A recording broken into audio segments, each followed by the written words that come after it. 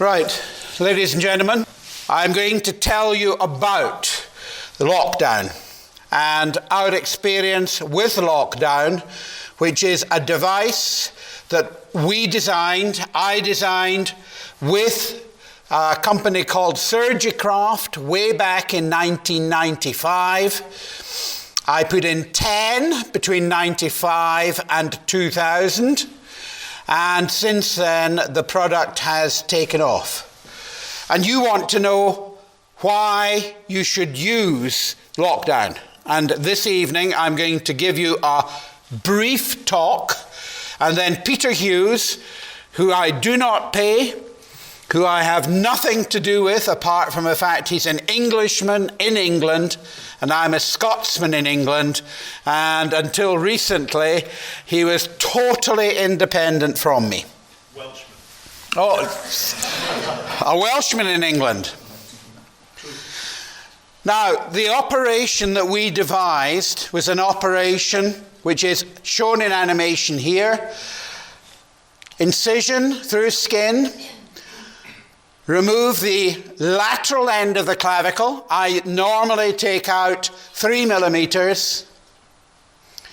And this is done particularly for grade 5 acromioclavicular dislocations. We have an instrument that goes round the coracoid. Remember, here you have the brachial plexus. When you put that round, you have to put it round very carefully with the tip on bone. This is called a length gauge or leader that goes round the coracoid and is used for measuring the length of the ligament that you're going to put in. And it has a magic coding system, which is completely stupid, because the 2 black lines there mean 11 centimeters. You pull down and reduce the clavicle. That 11 centimeters allows you to know the length. You work back from the 11. In this case, it was an 11 centimeter measurement. And now we are going to choose an 11 centimeter ligament. We are going to daisy chain the ligament onto the length gauge. We're going to pull the ligament under the coracoid. Now, this operation only takes 3 minutes on the animation. But actually, once you do it regularly, it only takes about 30 to 40 minutes.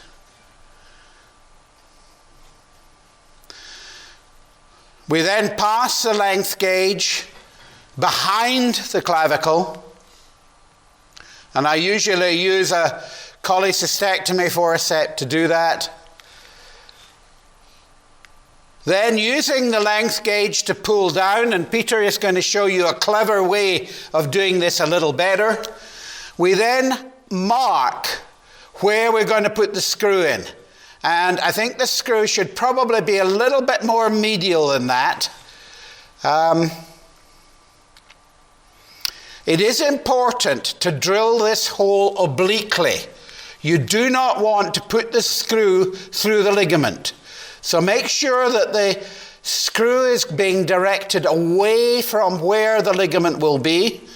The hole is tapped to connect the ligament to the bone. We use a 3.5 screw. So we now pull the clavicle down, put the screw in.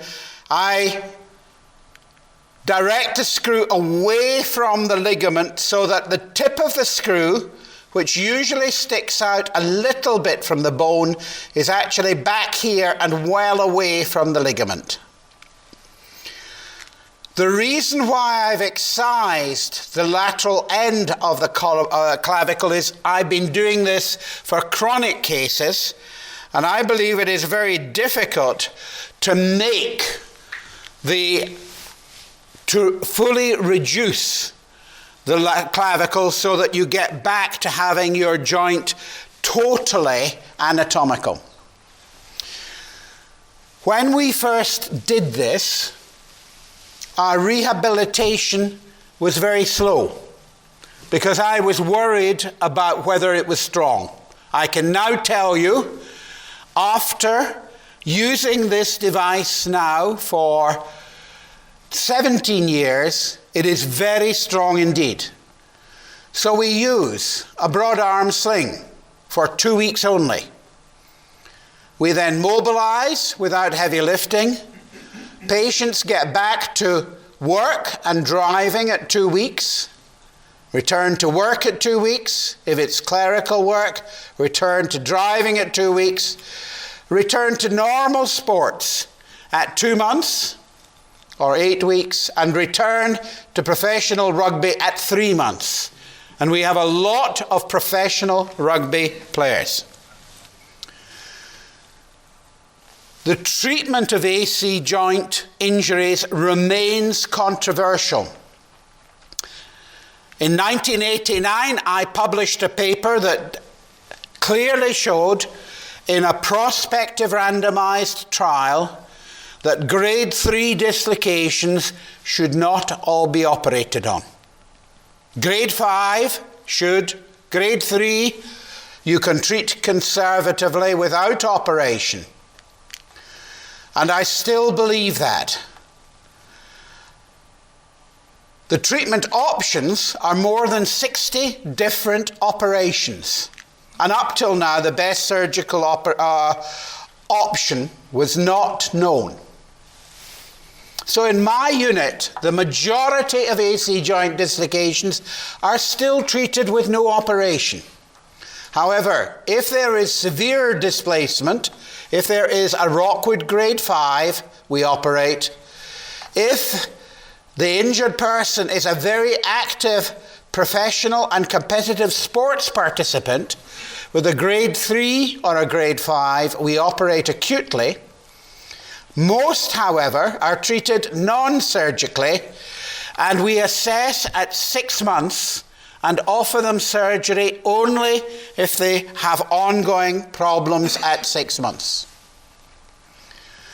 Most are offered reconstruction if they have symptomatic AC joint instability at 6 months. That means at 6 months they have pain and they have a bump. We have compared the lockdown with a group that have had a modified Weaver-Dunn, and no study to date has compared the two. And this study looks at a comparison of lockdown and the Weaver-Dunn. And this is a brief summary because we want dinner tonight. We don't want a boring lecture. 55 non-randomized patients treated for chronic AC joint dislocation and reviewed retrospectively. Some were treated using a Weaver-Dunn procedure with a vicryl coricoclavicular sling, and some were treated with lockdown. All patients were assessed using an Oxford shoulder score preoperatively and a minimum of 12 months postoperatively. And we've also used a Nottingham clavicle score, which was described by Ed. Ed, would you like to stand up? And who's one of our medical students who's actually carried out a good validation of the Nottingham clavicle score, presented his work today. So we've seen the surgical technique. We remove the outer end of the collarbone for chronic, but I don't for acute. If you're doing an acute, you don't need to take out the outer end of the clavicle. Placing the ligament around the coracoid, pulling the clavicle down, and this is really important. You have to pull it down very hard. You must overcorrect. You cannot do this too tightly. You want the clavicle to sit slightly below the acromion if possible. And this is the final fixation here. This is our method of doing the Weaver-Dunn, we identify the coracoacromial ligament, divide the coracoacromial ligament from the acromion, remove the outer 3 millimeters, 5 millimeters of clavicle, make a little hole, and bury the ligament in the lateral end of the clavicle with a strong number 2 or number 5 ethibond suture. This is a vicryl braided loop. When I was at school, I was taught how to braid hair. In the middle of my operation, we have to stop. I get some vicryl suture, vicryl number 1, doubled, and I make a braid in the operating theatre. Why do I do that? I used to use vicryl tape. It costs too much money. So I make a bit of vicryl tape using number 1 vicryl suture, and we go round the clavicle and round the coracoid, and this reinforces the Weaver-Dunn. Why? Because the Weaver-Dunn fails. If you do not protect that repair during the first 6 to 12 weeks, your Weaver-Dunn will fail. So we had 31 patients treated using the modified Weaver-Dunn and 24 patients using the lockdown. And these are comparable groups. The reason we got the groups is that the lockdown were my patients and the Weaver-Dunn were carried out by the other shoulder consultants in Nottingham. And we looked at a mean of 21 and 24 months post-injury. The mode of injury, the presentation of symptoms, the grade of injury, and the time to surgery was similar. So they are comparable groups, but they were not randomized. So what did we find? For the Weaver-Dunn, we had more grade 3s. And for the lockdown, we had more grade 5s. So we were treating more severe injuries with the lockdown. These are the results pre-op in blue, and you can see that the Oxford score, that is a score out of 48, between the Weaver-Dunn group and the lockdown group are similar. 28 for Weaver-Dunn, 26 pre-op for lockdown. Post-operatively, the Weaver-Dunn group scored 42 out of 48 on average, using the Oxford score. The lockdown, 45 out of 48. That is not statistically significant. However, when we used the Nottingham clavicle score, we got 81 out of 100 for Weaver-Dunn and 93 out of 100 for lockdown. That is statistically significantly different. So in this, we've shown that the lockdown is better than the Weaver-Dunn, and we were doing more difficult cases. But this was where there was a difference. If you looked at the Weaver-Dunn and returned to work, this was before we knew that lockdown was really strong. The patients got back to work at 14 weeks after Weaver-Dunn, at 6 weeks after a lockdown. And for return to sports, they returned to sports at 25 weeks, 6 months after Weaver-Dunn, 12 weeks after lockdown. Part of that is the surgeon's advice. So that is actually a little deceptive and perhaps a little bit unfair on the Weaver-Dunn patients, but we had seen quite a few failures in the Weaver-Dunn, so we were cautious and we didn't want to have failures. So we had a significant improvement comparing pre and post-op Oxford scores in both groups. The Weaver-Dunn pre-op Oxford score was 28, post-op was 42. The lockdown pre was 26 and post was 45. And the lockdown group returned to work earlier, and that was at 6 weeks, compared with the Weaver-Dunn 14 weeks. Every operation has failures. In this series, we had 3 Weaver-Dunn failures and 1 lockdown failure. And all of them were revised using lockdown a second time for that case. And for these 3 Weaver-Dunn failures, we used lockdown. We had superficial infections requiring antibiotics in 3 patients. 3 patients were unhappy. 1, Weaver-Dunn, had a complex regional pain syndrome. 2 developed neck and other problems with ongoing pain. 1 was Weaver-Dunn, 1 was lockdown. Now this is a retrospective study. I could be biased because I'm the originator. But we have today with us Peter Hughes, who has nothing to do with me, who is going to talk to you about his experience. We've confirmed that AC joint dislocation can be successfully treated using either procedure. But lockdown had a lower incidence of failure and allowed an earlier return to work. Now, I do receive royalties for lockdown because I invented it with Surgicraft in 1995.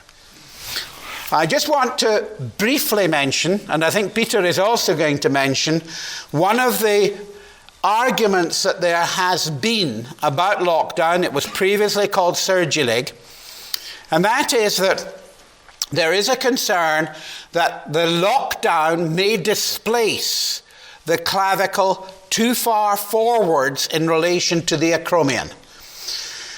We know from our studies, and you'll see the results in a minute, that we can pull the clavicle down and keep it there. The most common mistake a new user makes is that he does not pull it down tight enough. And I can guarantee you, if you're a new... How many people have used lockdown or Surgilig? Can you put your hands up? So we only have one user. Okay. You will make a mistake with your first 1 or 2 cases. You will not do them tight enough. It's very important to make it tight. So we looked at 18 patients who had AC joint instability using lockdown, and we looked at a comparison with 18 normal shoulders. And we were looking at the position of the clavicle and acromion across 3 hospitals. And we got 1 resident, a junior resident, to go and measure all the X-rays. And he was not biased. And he looked at the displacement of the clavicle in relation to the acromion on both the AP view and the axial or axillary view. And what he was looking at on the AP view was the measurement between the undersurface of the acromion and the undersurface of the clavicle, pre and post-op. And he was looking at the displacement of the front of the acromion with the front of the clavicle, pre and post-op. And these were the measurements he made. And these are the results. If we look at the controls, vertical displacement, 2.9. The immediate post-op treated with lockdown was 3.3 vertical displacement, and they stretched up to 5.2. These include some cases I did which weren't tight enough. So I can do better. If we look at the axillary view and looking at the anteroposterior displacement, preoperatively, 15.9. The controls were 4. Immediately post-operatively, we overcorrected and the clavicle was too far forwards because of the way the operation is done. But by 6 months post-op, That 4.2 is the same as a control group. So we don't have an excessive anterior displacement. Now, this is a poster at this meeting, which you're welcome to look at the poster stand, but it does show that you do not get excessive anterior displacement of the lateral end of the clavicle. So we are delighted with the result from the lockdown. I'm delighted that I can actually get my patients back to work more quickly. I've had patients flying from America. A physician flew in from America to have it done 4 years ago, a cardiologist, and that allowed him to get back to work very quickly. And my patients are pretty happy. My results are not perfect. We do have failures. I've had a rupture of a lockdown in a patient who fell downstairs. My colleague has a rupture of a lockdown in a prisoner in prison who had a bear hug from one of his friends. He grabbed him, squeezed him, and stretched the ligament. So if you apply enormous force, you can stretch the ligament, but if you repair the superior acromioclavicular ligament, that produces a biological healing which is satisfactory.